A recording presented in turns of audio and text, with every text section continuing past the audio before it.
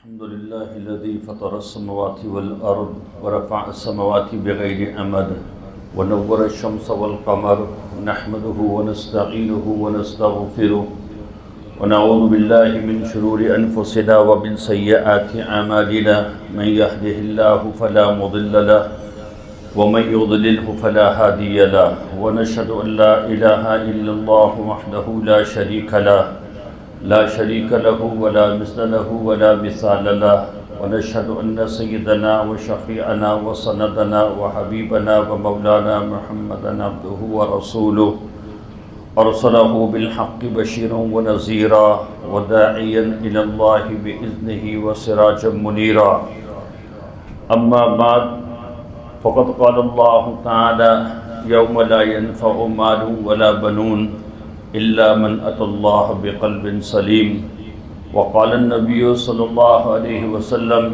إن الله لا ينظر إلى صوركم ولا إلى أموالكم ولكن ينظر إلى قلوبكم وأعمالكم أو كما قال صلى الله عليه وسلم.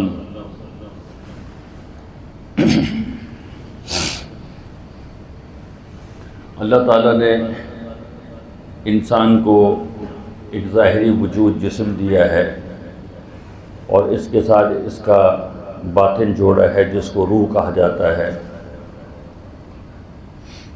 ظاہر جسم کی طاقت اللہ نے دنیا کی غذا رکھی ہے اور اس کے باطن کی طاقت اللہ تبارک و تعالیٰ نے اعمال کے ساتھ جوڑی ہے.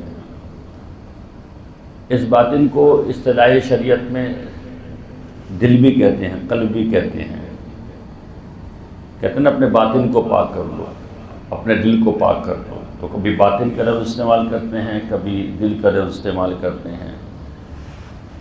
اس دل پر اگر محنت نہ کی جائے اور اس کو اس کی غذا نہ دی جائے تو یہ دل کمزور ہو جاتا ہے.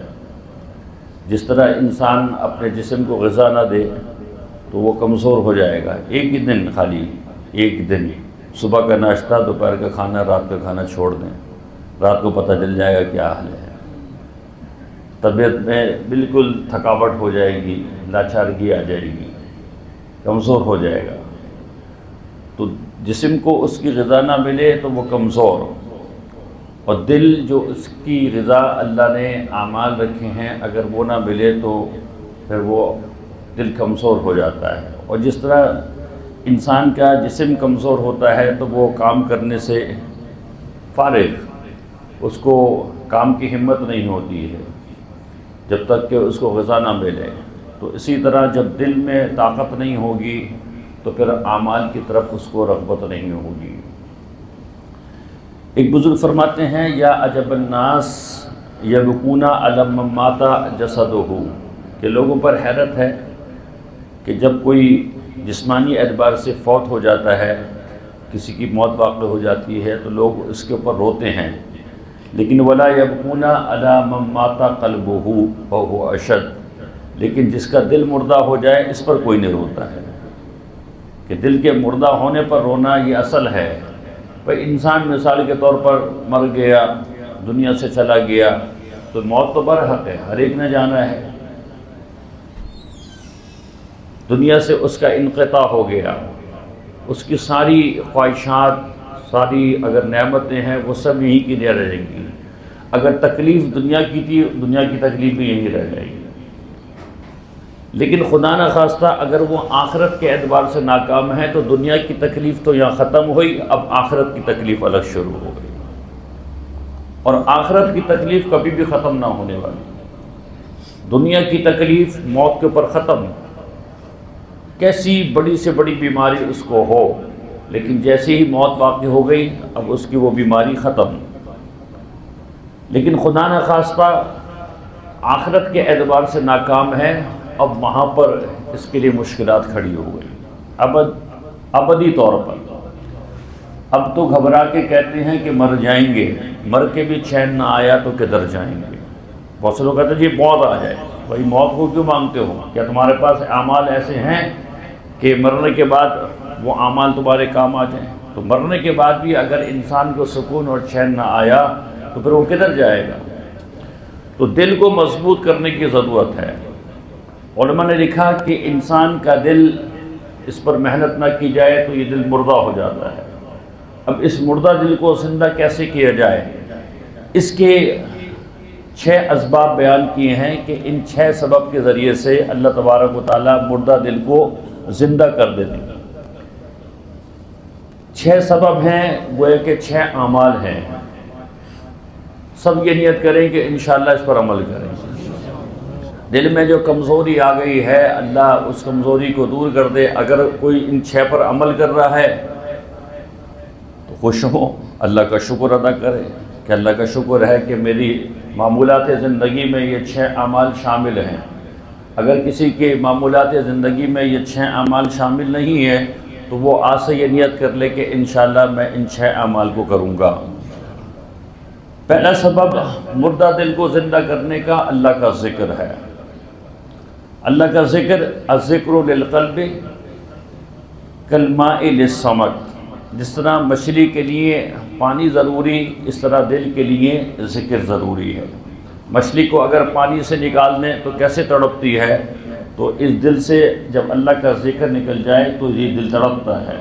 ہم اس کا ادراک نہیں کرتے ہیں، لیکن بہرحال ذکر ہمارے قلب کے لیے بہت ضروری ہے، یہ اس کی غذا ہے۔ ابن قیم رحمہ اللہ نے وبل الطیب، جو ان کی مشہور معرکۃ الآراء کتاب ہے، اس میں ذکر کے 90 فوائد لکھے ہیں، جن میں سے کچھ یہاں پر ذکر کیے جاتے ہیں کہ یہ ذکر جو انسان کرتا ہے اس کے کیا فائدے ہیں۔ نمبر 1، الذکر قوت القلوب، فرماتے ہیں کہ ذکر یہ دل کی غذا ہے۔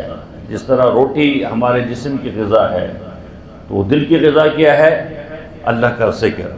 تو ہم جب ذکر کرتے ہیں تو اپنے دل کو غذا پہنچا رہے ہیں، اس کو تقویت پہنچا رہے ہیں۔ نمبر 2، اس ذکر کرنے کی وجہ سے شیطان اس سے دور رہتا ہے۔ نبی صلی اللہ علیہ وسلم نے فرمایا اذا ذکر العبد خنس الشیطان، کہ جب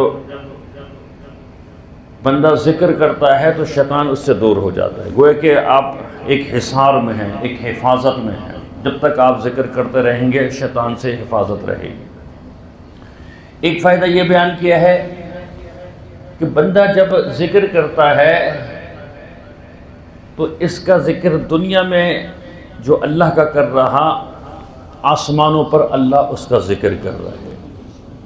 چنانچہ ایک بزرگ کہتے ہیں کہ مجھے معلوم چل جاتا ہے کہ میرا آسمانوں پر ذکر ہو رہا ہے۔ تو کسی نے پوچھا کہ حضرت آپ کو کیسے پتہ چل جاتا ہے؟ تو کہنے لگے قرآن میں اللہ نے فرمایا فاذکرونی اذکرکم، تم میرا ذکر کرو میں تمہارا ذکر کروں گا۔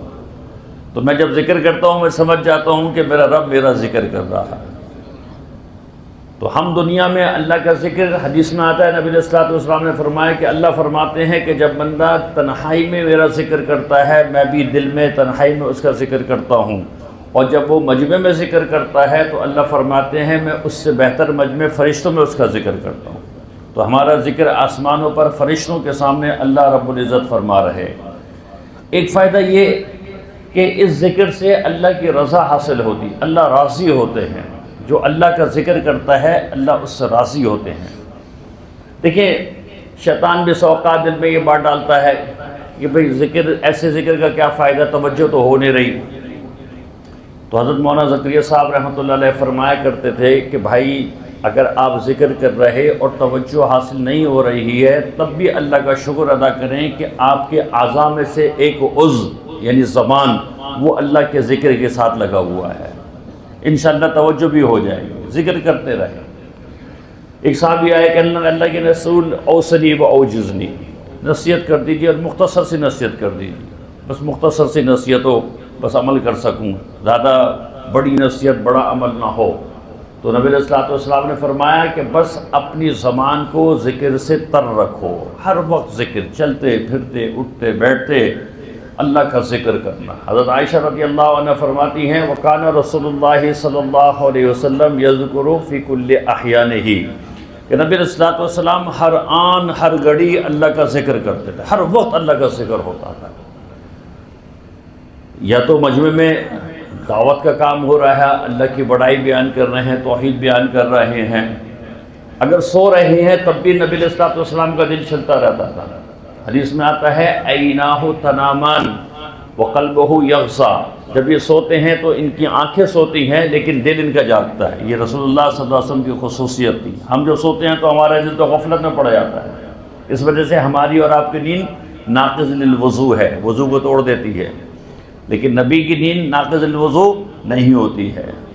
ہر وقت اللہ کا ذکر کرتے ہیں، ہر موقع کا ذکر کی دعا پڑھنا یہ اس موقع کا ذکر ہو جاتا ہے. اب جیسے مثال کے طور پر آپ بیت الخلاء میں گئے، اللہم انی اعوذ بک من الخبث والخبائث، آپ نے دعا پڑھی اور بیت الخلاء میں گئے.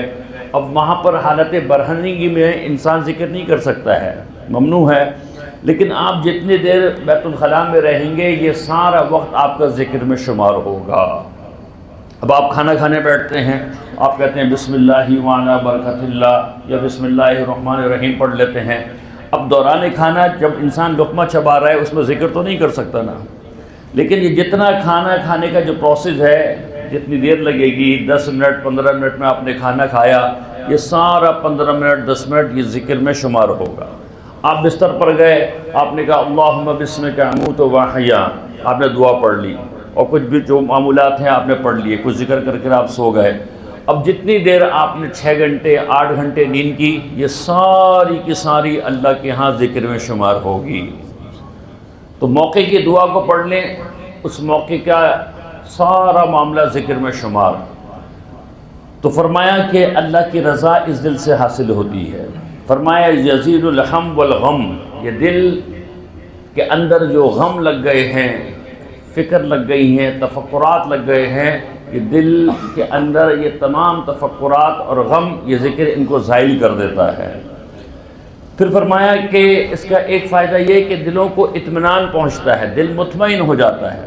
دل کی بے چینی گھبراہٹ یہ اللہ کے ذکر سے، الا بذکر اللہ تطمئن القلوب، خوب سن لو اچھی راہ. قلوب دلوں کو جو سکون ملتا ہے وہ اللہ کے ذکر سے ملتا ہے.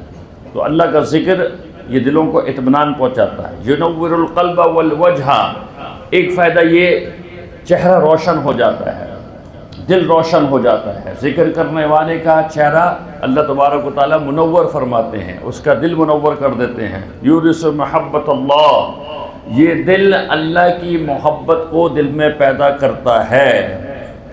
من احب الشیء فاکثر ذکرا، جو جس سے محبت کرتا ہے اس کا ذکر بھی کثرت سے کرتا ہے.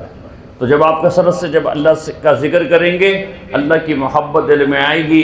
اللہ کی محبت کا دل میں آنا شریعت کا آسان ہونا ہے. بس محبت آ گئی، آپ کے لیے ہر کام شریعت کا کرنا کیا ہے؟ آسان ہے. جس سے محبت ہوتی ہے اس کے حکم کو پورا کرنا پھر آسان ہو جاتا ہے. اس ذکر سے گناہ دھل جاتے ہیں. جس طرح کپڑا میلا ہو گیا تو پانی سے اس کو دھوتے ہیں، زیادہ گندگی لگ گئی تو صابن ہو گیا، سرف ہو گیا، بلیچ ہو گیا، یہ تمام چیزیں جو کیمیکلز ہوتے ہیں اس سے دھوتے ہیں. تو اسی طرح ذکر جو ہے یہ دل کے اوپر لگے گناہ کے داغ اور دھبوں کو صاف کرتا ہے. ان لکل شیء ثقالہ وثقالۃ القلوب ذکر اللہ تعالی، اللہ کے نبی فرماتے ہیں کہ ہر چیز کو دھونے کا کوئی آلہ ہوتا ہے اور دلوں کی صفائی اللہ نے ذکر میں رکھی. آپ کا دل گندہ ہو گیا، نماز نہیں پڑھی تھی گناہ آ گیا، جھوٹ بولا گناہ کا دھبا آ گیا، غیبت کری گناہ کا دھبا آ گیا، کسی سے فحش بات کر دی، کسی کو گالی دے دی، کسی کا دل دکھا دیا، گناہ کا داغ دھبا دل پر آ. اب اس دل کو کیسے صاف کریں؟ اس کے لیے اللہ نے اپنا ذکر رکھا ہے. بس اللہ کا ذکر کر دو، دل کی دھلائی ہو جائے گی، دل صاف ہو جائے گا. اس لیے ہمارے سلسلے میں بتایا جاتا ہے کہ بھئی 3 تسبیحات کی پابندی کرنی ہے: استغفار، درود شریف اور تیسرا کلمہ. استغفار استغفر اللہ استغفر اللہ استغفر اللہ. درود شریف جو آپ کو آسان لگے، صلی اللہ علیہ وسلم، صلی اللہ علی النبی الامی، اللہم صلی علی محمد وعلی آل محمد وبارک وسلم، اللہم صلی علی محمد وبارک وسلم، اللہم صلی علی سیدنا و مولانا محمد. جو درود آپ کو آسان لگے وہ پڑھیں. صلی اللہ علیہ وسلم سب سے مختصر درود ہے. اب یہ تسبیح اس کی پڑھ لی، ایک استغفار کی، ایک درود شریف کی، اور تیسری تسبیح ہے سبحان اللہ والحمد للہ ولا الہ الا اللہ واللہ اکبر، تیسرا کلمہ. اور جب 100واں دانہ ہوگا ولا حول ولا قوت الا باللہ العلی العظیم۔ حضرت مولانا الیاس صاحب رحمۃ اللہ علیہ فرمایا کرتے تھے یہ 3 تسبیح جو پابندی سے کرے گا اللہ اس کو اپنا ولی بنا دیں گے۔ ولایت کے مرتبے پر پہنچانے والی یہ 3 تسبیحات، لیکن اس کی پابندی تو ہونی چاہیے، پابندی نہیں کرتے ہیں ہم۔ گھر میں شادی ہو، غمی ہو، بیماری کا حال ہو، صحت کا حال ہو، سفر ہو، حضر ہو، کوئی بھی حال ہو، یہ تسبیح نہیں چھوڑنی ہے۔ اور زیادہ دیر نہیں لگتی ہے، صرف 7 منٹ لگتے ہیں۔ آپ گھڑی میں کیلکولیشن کر لیں، 1.5 منٹ استغفار میں استغفر اللہ استغفر اللہ، اور 1.5 منٹ صلی اللہ علیہ وسلم میں کتنے ہو گئے؟ 3 منٹ، اور 4 منٹ جو ہے زیادہ سے زیادہ 4 منٹ یہ آپ کے لگے گی سبحان اللہ والحمد للہ ولا الہ الا اللہ واللہ اکبر، تو کل کتنے ہو گئے؟ 7 منٹ۔ 7 منٹ میں آپ نے یہ، اور لیکن شیطان اس کو لمبا کھینچ دیتا ہے۔ ہم مسجد سے فوراً بھاگتے ہیں، فرض نماز پڑھتے ہیں، وہ ادھر سے بھاگ رہا ہے، کوئی ادھر سے بھاگ رہا ہے، جم کر تسبیحات نہیں کرتے ہیں۔ جم کر تسبیح کرنا یہ اللہ سے محبت کی دلیل ہے۔ چنانچہ مشائخ لکھتے ہیں کہ اگر کسی کے اللہ سے تعلق کو پرکھنا ہے، یا کوئی اپنے آپ کو ہی پرکھے کہ بھئی میرا اللہ سے تعلق کتنا ہے، اب کوئی ایسا تھرمامیٹر نہیں ہے کہ اس کے منہ میں لگائیں ہاں بھائی اتنا تعلق اس کا اللہ کے ساتھ ہے، جیسے بخار چیک ہو جاتا ہے، بلڈ پریشر جو ہے وہ بی پی آپریٹر سے چیک ہو جاتا ہے، شوگر کا جو آپریٹر ہوتا ہے اس سے شوگر چیک ہو جاتی ہے، لیکن اللہ سے تعلق یہ کیسے چیک ہوگا؟ اس کا چیک کرنے کا طریقہ مشائخ نے بیان کیا ہے کہ جو جتنا جم کر مصلی پر بیٹھ کر اللہ کا ذکر کرے گا یہ اللہ سے تعلق کی دلیل ہے۔ مصلی پر جم کر بیٹھنا یہ آپ کی اس بات کی دلیل بنتی ہے کہ آپ کو اللہ سے محبت ہے اور اللہ کو بھی آپ سے کیا ہے؟ محبت ہے۔ تو جم کر بیٹھ کر تسبیحات کریں، فجر کی نماز کے بعد، اس وقت نہیں تو ظہر کی بعد یہ کر لیں، اور شام کو مغرب کی نماز کے بعد کر لیں، مغرب کی نماز کے بعد نہیں تو عشاء کے بعد کر لیں، عشاء کے بعد نہیں تو رات سوتے وقت کر لیں۔ صبح کی تسبیحات چھوٹ گئیں تو شام میں ڈبل کر لیں، شام کی چھوٹ گئیں تو اگلے دن صبح ڈبل کر لیں، چھوڑیں نہیں، اس کو اپنے اوپر لازم کر لیں۔ ان 3 تسبیحات کی پابندی کریں گے اللہ ولایت کا مرتبہ دیں گے۔ اللہ ولی الذین آمنوا یخرجہم من الظلمات الی النور، اللہ جب کسی کے ولی بنتے ہیں، دوست بنتے ہیں، تو اس کو گمراہی کی گندگی سے نکال کر ہدایت کے نور پر کھڑا کرتے ہیں، اللہ کی طرف سے پھر رہنمائی ہوتی ہے۔ تو ان تسبیحات کا انشاءاللہ اہتمام ہوگا نہیں ہوگا؟ انشاءاللہ ہوتا ہے، پابندی کے ساتھ کریں گے اس کا اہتمام۔ اور پھر فرمایا اللہ کے ذکر کی برکت سے اللہ کہ پسندیدہ بندوں میں یہ بندہ شامل ہو جاتا ہے، اللہ جن کو پسند کرتے ہیں تو اللہ ان بندوں میں اس کو شامل فرما لیتے ہیں۔ اور آخری فضیلت یہ بیان فرمائی کمثل الحی والمیت، ذکر کرنے والا زندہ اور جو ذکر نہیں کرتا وہ مردہ کی سی مثال ہے۔ تو یہ علامہ ابن قیم رحمہ اللہ نے یہ ببل الطیب کے اندر یہ کچھ فضائل ذکر بیان کی ہیں۔ تو بہرحال پہلا سبب مردہ دل کو زندہ کرنے کا اللہ کا ذکر کرنا، دوسرا سبب تلاوت قرآن، قرآن کو ضرور پڑھیں، قرآن کو نہ چھوڑیں، روزانہ تلاوت کا اہتمام ہو۔ جو حافظ ہیں وہ 1 پارہ روزانہ تلاوت کا اہتمام کریں، اور جو غیر حافظ ہیں وہ آدھا پارہ، لیکن غیر حافظ اگر آدھے پارے سے بڑھا لے تو منع نہیں ہے، یہ کم سے کم نصاب بتایا ہے، کم سے کم جو ہے وہ آدھا پارہ پڑھیں گے تو 2 مہینے میں قرآن، سال میں کتنے قرآن ختم ہو گئے؟ 6 قرآن آرام سے آپ کے اور اگر روزانہ 1 پارہ پڑھنے کا اہتمام کر لیں تو ہر مہینے قرآن 12 قرآن ختم، لیکن ابتدا کی ڈوز جو رکھیں وہ آدھے پارے کی رکھیں، پھر آپ کی دل کے اندر اس کی محبت بڑھ جائے اور آپ کو مزہ آنے لگے۔ نبی علیہ الصلوۃ والسلام نے فرمایا کہ جب تک تلاوت میں تمہارا دل لگے پڑھو، اور جب اس دل کے اندر خلش آنے لگے، گھبراہٹ ہونے لگے تو چھوڑ دو۔ تلاوت جو ہے وہ یہ نہ ہو کہ آپ کو گھبراہٹ ہو رہی ہے پھر پڑھ، لیکن شروع میں آپ کو جمانا پڑے گا۔ تو روزانہ کے اعتبار سے تلاوت، یہ قرآن یہ انسان کو یہ اعمال کی سیڑھی ہے۔ آپ پڑھتے ہیں الف لام میم، صرف الف لام میم پڑھا، کتنے کے نیکیاں آپ کے کھاتے میں آ گئیں؟ 30 نیکیاں آ گئیں خالی۔ آپ نے 3 مرتبہ سورہ اخلاص پڑھی، پورا قرآن آپ کے کھاتے میں آ گئی۔ آپ نے 1 سورہ یاسین پڑھی، 10 قرآن آپ کے کھاتے میں آ گئے۔ آپ نے سورہ زلزال 2 مرتبہ پڑھی، ایک قرآن آپ کے کھاتے میں آ گیا، نیکیوں کا انبار ہے اس کے اندر۔ اور آج مسلمان اس قرآن کو بھول گیا۔ آج ہم واٹس ایپ پر، فیس بک پر، انسٹاگرام پر، دوسرے سوشل میڈیا پر گھنٹوں گھنٹوں لگا دیتے ہیں، لیکن 10 منٹ قرآن کو نہیں دیتے ہیں۔ 10 منٹ دینے، آدھا پارہ جو ہے وہ 10 منٹ کا ہے۔ بہت سے بہت اگر کسی کی اسپیڈ رفتار کم ہے 15 منٹ لگا دے گا۔ 10 منٹ اور 15 منٹ ہم قرآن کو نہیں دے پاتے ہیں۔ تو اس کا انشاءاللہ اہتمام کریں کہ میں روزانہ تلاوت قرآن کی کروں گا۔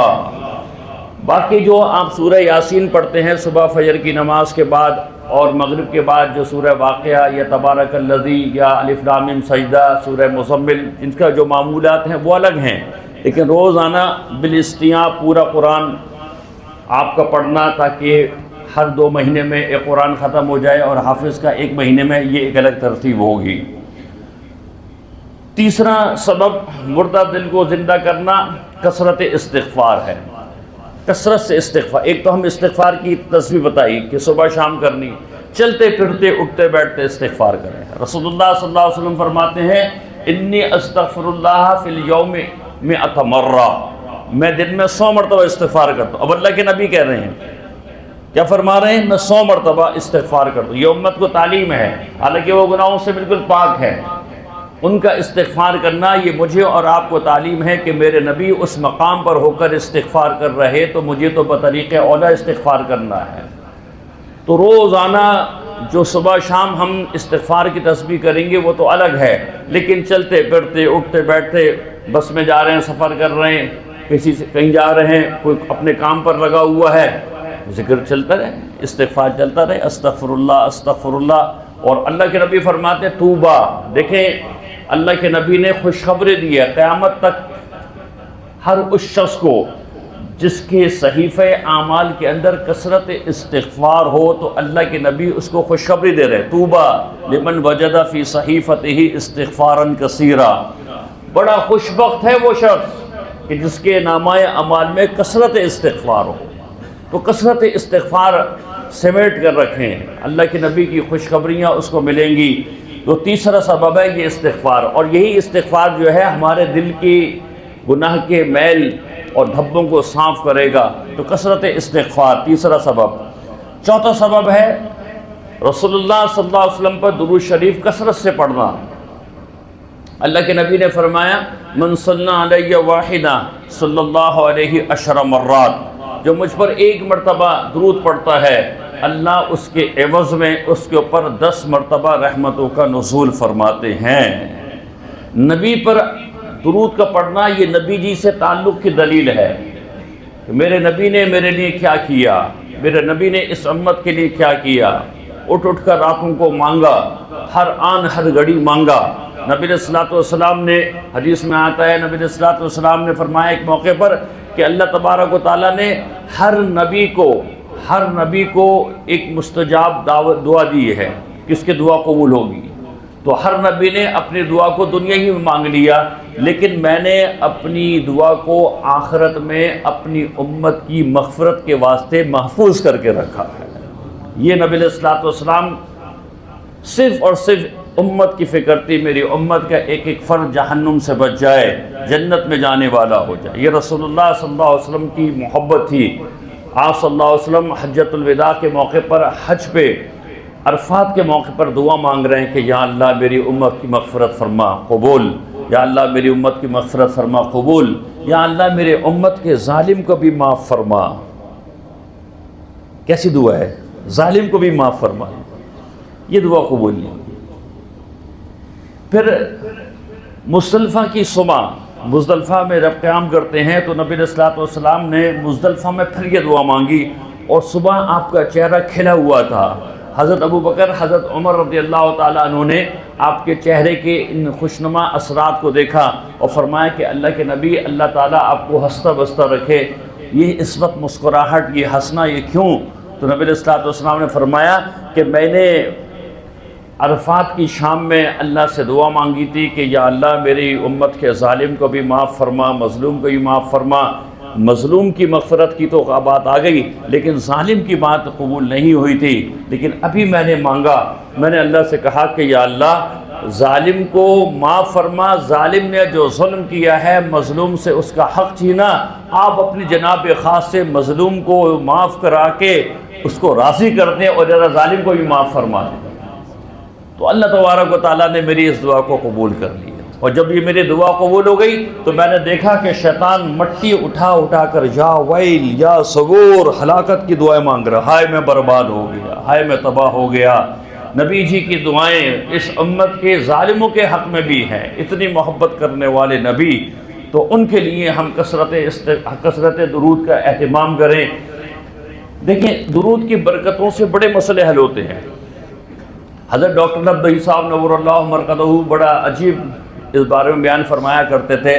وہ فرماتے تھے کہ نبی علیہ الصلوۃ والسلام کا معمول یہ تھا کہ آپ صلی اللہ علیہ وسلم کو کوئی دنیا میں جب آپ حیات میں تھے تو کوئی آپ کو ہدیہ دیتا تو آپ ہدیے کو لے کر جزاک اللہ ماشاء اللہ نہیں کہتے تھے، جس طرح آج کل ہم کہہ دیتے ہیں مولوی حضرات جزاک اللہ ماشاء اللہ، بس اس پر دعا پر تنخواہ دیے۔ آپ صلی اللہ علیہ وسلم ہدیہ لے کر اس کا بدلہ دیا کرتے، اور بدلہ ڈبل، دگنا تگنا چوگنا 10 گنا دے دیا کرتے۔ چنانچہ ایک دیہاتی آیا، اس نے آپ کو ایک اونٹ دیا۔ حدیث میں آتا ہے کہ فَآتَى رسول اللہ صلی اللہ علیہ وسلم بقرہ، با کاف چھوٹی کاف کوے والی کاف، یہ جوان اونٹ کو کہتے ہیں۔ بقرہ نہیں قینچی والی کاف سے پھر وہ گائے کے معنی میں ہوتا ہے، بقرہ یہ کوے والی کاف سے جوان اونٹ کو کہتے ہیں۔ اس نے آپ صلی اللہ علیہ وسلم کو جوان اونٹ دیا ایک۔ وَأَهْدَى رسول اللہ صلی اللہ علیہ وسلم 10 بقرات، ایک دیا۔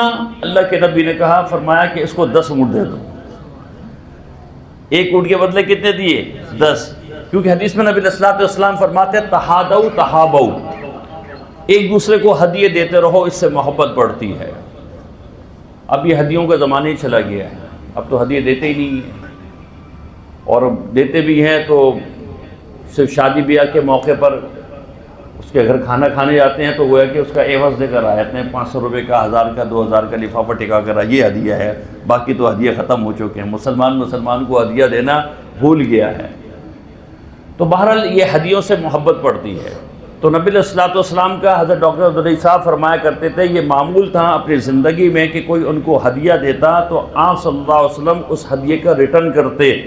تو اب آپ صلی اللہ علیہ وسلم اپنی قبر مبارک میں آرام فرما رہے، اور حدیث میں آتا ہے نبی علیہ الصلوۃ والسلام نے فرمایا جو میری قبر پہ آ کر مجھے درود سلام کا ہدیہ پیش کرتا ہے تو میں خود اس کا جواب دیتا ہوں، اور جو دنیا کے کسی بھی حصے میں بیٹھ کر مجھ پر درود پڑھتا ہے تو فرشتے اس درود کو سلام کو میرے پاس لے کر آتے ہیں، اور مجھے بتایا جاتا ہے کہ فلاں ابن فلاں نے آپ کو سلام اور ہدیہ درود کا ہدیہ بھیجا ہے۔ تو حضرت ڈاکٹر عبدالرحیم صاحب فرمایا کرتے تھے کہ جب نبی علیہ الصلوۃ والسلام کو ہمارا ہدیہ جائے گا تو وہ ہدیہ لے کر رکھیں گے نہیں، بلکہ وہ ہمارے لیے فوراً اس ہدیے کا ریٹرن کریں گے، اور ان کی دعائیں ہمارے لیے ہو جائیں گی، وہ ہمارے لیے دعا کریں۔ اگر آپ کے ساتھ کوئی پریشانی لاحق ہے تو یقیناً اللہ کے نبی اس پریشانی کے بارے میں اللہ سے ہماری دعا کریں گے۔ اگر ہمیں بیماری لاحق ہے تو اس بیماری کے ازالے کے لیے نبی علیہ الصلوۃ والسلام دعا کریں گے۔ تو بہرحال اس درود کے اتنے فائدے کہ انسان کا قلب جو کہ مردہ ہو جاتا ہے وہ زندہ ہو جاتا ہے۔ اور 5واں سبب جو علماء نے بیان کیا مردہ دل کے زندہ کرنے کے لیے، وہ تہجد کی نماز، رات کی نماز ہے۔ حدیث میں آتا ہے نبی علیہ الصلوۃ والسلام نے فرمایا افضل الصلاۃ بعد المکتوبہ قیام اللیل، فرض نماز کے بعد جو افضل ترین نماز ہے وہ رات کی نماز ہے، تہجد کی نماز، قیام اللیل، اس کو عربی میں قیام اللیل بھی کہتے ہیں۔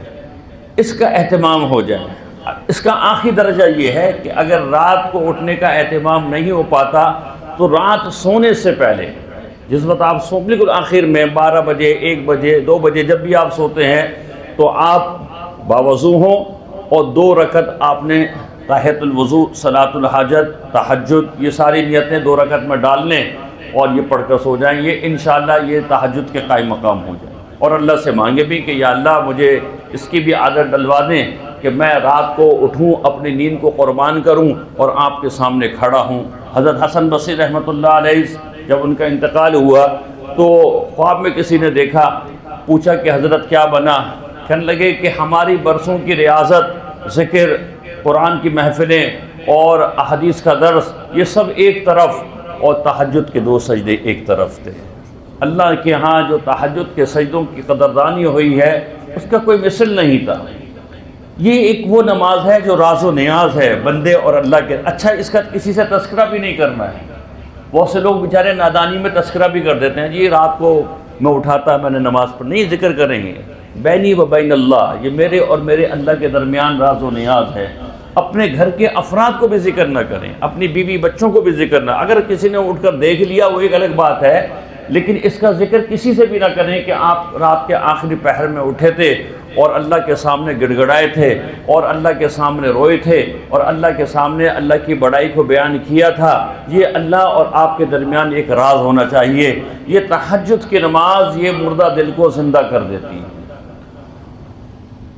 چھٹا سبب، آخری سبب، وہ یہ نبی علیہ الصلوۃ والسلام سے جو ہمیں ملتا ہے احادیث مبارکہ سے کہ دعا کی کثرت، یہ دعا کی کثرت یہ انسان کے مردہ دل کو زندہ کرتی ہے۔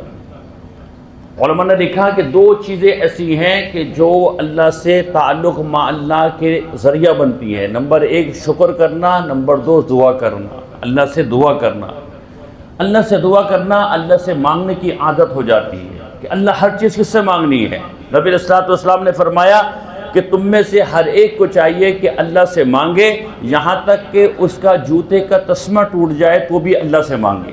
یہ عادت، اب دیکھیں مثال کے طور پر آپ کی چپل ٹوٹ گئی، آپ کی جیب میں کیا 10 روپے بھی نہیں ہے، آپ جائیں گے مچی سے 10 روپے میں چپل جڑا کر آ دیں گے، 20 روپے، لیکن اللہ کے نبی فرما رہے ہیں کہ پہلے اللہ سے مانگ لو کہ یا اللہ جوتا ٹوٹ گیا ہے، اس کے جڑنے کے اسباب بنا دیں۔ آپ کی جیب میں پیسہ ہے، آپ فریج خرید سکتے ہیں، آپ کی جیب میں پیسہ ہے، آپ گاڑی خرید سکتے ہیں، آپ کی جیب میں پیسہ ہے، آپ عمرہ کر سکتے ہیں، آپ کی جیب میں پیسہ ہے، آپ الحبیب کے پر کھانا کھا سکتے ہیں، سب کچھ آپ کے پاس وسعت میں سب کچھ ہے، لیکن مانگ لیں اللہ سے، اللہ سے مانگ لیں، اللہ سے مانگنے کی عادت آ جائے۔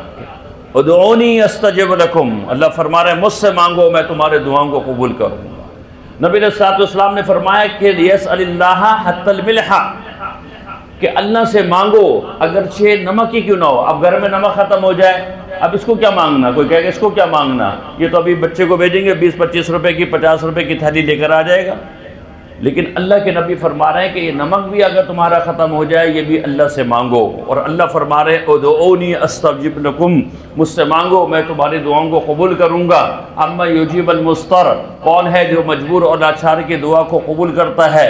اور حدیث میں نبی علیہ الصلوۃ والسلام نے فرمایا کہ دنیا والے مانگنے پر ناراض ہوتے ہیں اور اللہ نہ مانگنے پر ناراض ہوتا ہے۔ اگر آپ سے کوئی آپ کا دوست مانگے، 1 دفعہ دے دیں گے، 2 دفعہ دے دیں گے، آپ کہیں گے یار اسے تو سارا اس کی تو عادت یہ مانگنے کی، آپ اسے کٹنے لگیں گے، وہ آئے گا تو آپ دیکھ کر گھبرا جائیں گے، پھر مانگنے آ گیا ہے۔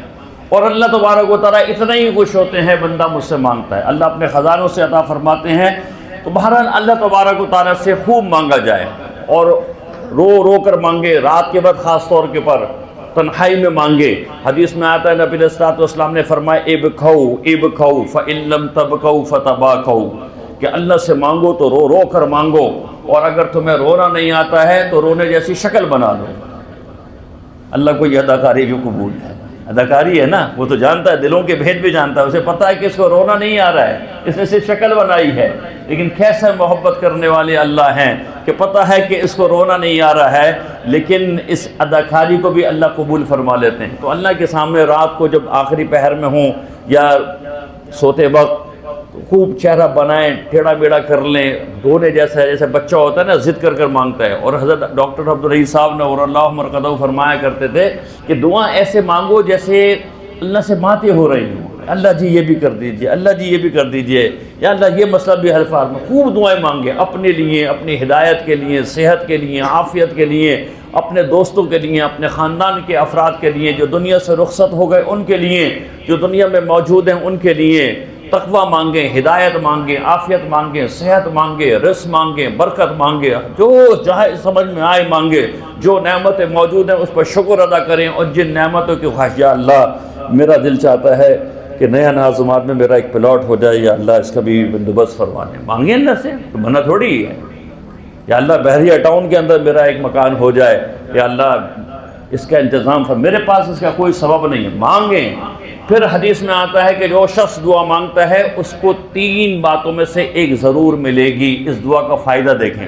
نمبر 1، اللہ کے نبی نے فرمایا من وعن، جو مانگا وہ ملے گا، جو مانگا وہ ملتا ہے بسا اوقات۔ نمبر 2، جو مانگا وہ نہیں ملتا، اس کے بقدر اللہ تبارک و تعالیٰ تکلیف دور کر دیتے ہیں۔ اللہ کی حکمت کے خزانوں میں یہ ہوتا ہے کہ اس کے لیے جو اس نے مانگا، اب اس نے بحریہ ٹاؤن میں مکان مانگا، اللہ کو پتہ ہے کہ اس کے لیے بحریہ ٹاؤن میں مکان ہونا صحیح نہیں ہے، تو اللہ نے اس دعا کو ضائع نہیں کرنا ہے۔